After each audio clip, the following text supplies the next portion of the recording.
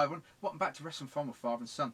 I'm Father Matt and this is Son. Hi. And this is our AEW's Explosive Elite Review for the 4th of the 3rd, 2020. Started off with the new AEW champion, Jon Moxley. He came out through the crowd. He said that AEW represented pro wrestling and that it was because of the fans that willed it into existence, and that the belt was never really Jericho's and it's not really his either, it belongs to the fans. He said that they brought professional wrestling back and that he will defend the title with his life, and that it doesn't seem to be over with the Inner Circle yet. He's not fooling himself and thinking that it's going to be over with them, and he dared them to come out, only for then Jericho and the Inner Circle to come out, didn't they? Jericho said that he didn't need a championship to be a champion, and he said that basically that Moxley his win was bested on a lie because Jericho trained to fight a one-eyed man, which I thought was quite funny and quite interesting as well, and basically he's put the whole of the AEW roster on notice, and the Inner Circle will basically run through them all, and that he was going to start with Moxley, and he made a little bit of a premonition saying that by the end of the night Moxley wouldn't be able to leave the arena by his own 2 feet, and if he did, then Jericho would go away for 60 days. So it's quite interesting, being that Jericho does actually have a Fozzy tour coming up. So I did think, oh, are they going to write him off here to do it? But apparently Moxley doesn't. Apparently Jericho doesn't have any Wednesday dates with Fozzy, so we'll see what happens. Next, SCU and Colt Cabana versus the Dark Order. No Exalted One again. They keep saying he's near. SCU and Colt Cabana got the win. That basically the gist of that. Quickly, Matt Hardy has just put a video as of yesterday of his Free the Delete series, where the Bucks of Youth, or the Young Bucks, appear in the video, almost kind of confirming that he's going to be AEW. I don't think he's going to be the Exalted One, sadly, but it does look like we're going to get Matt Hardy in AEW, so that should be very interesting, and we'll see what he can do when he's now creatively, he's got the padlock off and he can do whatever he kind of wants within reason. We'll see what happens with Matt Hardy and his character. Jeff Hardy's still got to stay in the WWE, so he's not going to be joining Matt anytime soon, but we'll keep an eye on the situation. Next we had Big Swole. Britt Baker was on commentary. Swole was versus Leva Bates. Big Swole won. Not much of that. Next, Cody came out where he said a little bit about MJF, but he didn't really say too much about it. That in turn brought who out? Jake the Snake Roberts. Yep, Jake the Snake come out.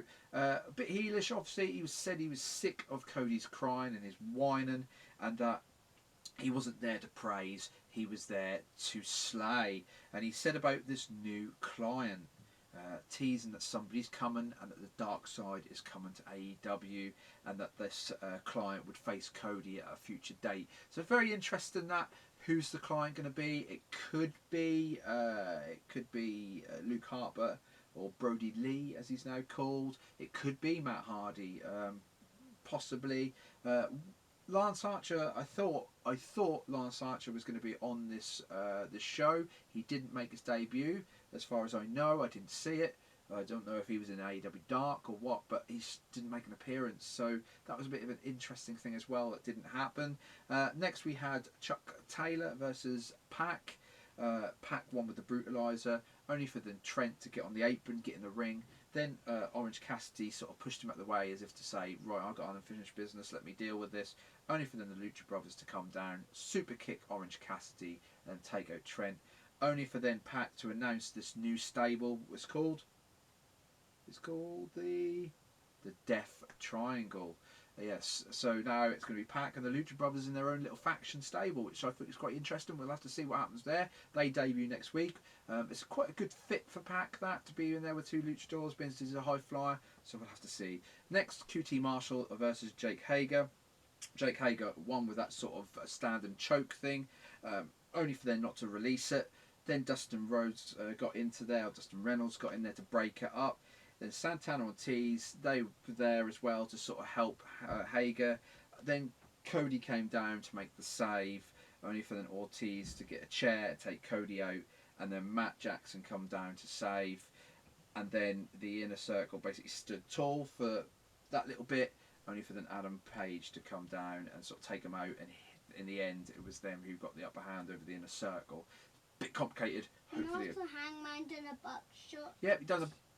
To Jake Hager. That's it. Buckshot Larrett to Jake Hager, and that's how he kind of got the upper hand. And then he got a load of beers from the crowd. And then we get to the main event: Jericho and Sammy Guevara versus Darby Allin and Jon Moxley. But as Jon Moxley was making his entrance, what happened, Kai? The members attacked him. Yep, three masked men in the audience, sitting in the audience, attacked Jon Moxley, threw him down some stairs out to the sort of arena bit. Then it was revealed that they were actually the other three members of the Inner Circle, because obviously Jericho and Sammy are in the ring. It effectively became a 2-on-1 to Darby Allin. There was a quite wicked Judas Effect elbow thing, where Darby Allin goes through the ropes as a suicide dive, and Jericho did that elbow, and that was kind of how he won. How the Inner Circle won.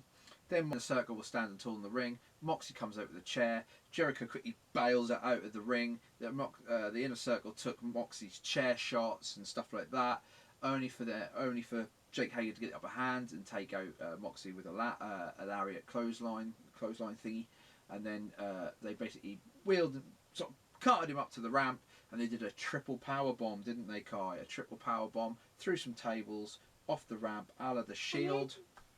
And you talk about the Shield.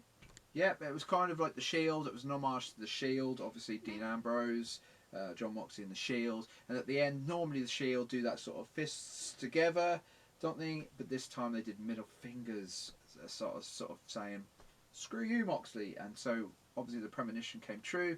Jericho will be there next week, carrying forward, because by the looks of it, Moxley didn't walk out under his 2 feet. So that was AEW post-Revolution. It's got some nice little threads going. What are you looking at?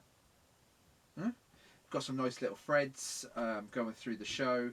Some new little things happening with the client of Jake the Snake, and obviously Exalted One is coming. We will find out. Also, quickly about the Exalted One, there was a nice little Exalted One sort of picture, as it were, just said Exalted One. In the text down the first letters, it said he is sitting on a dead tree, and that previous, or so to say, just an hour before that picture appeared, Matt Hardy was doing his address in a wooden throne, so effectively a wooden tree. But I don't think they're going to go Matt Hardy, but that was a nice little thing I saw.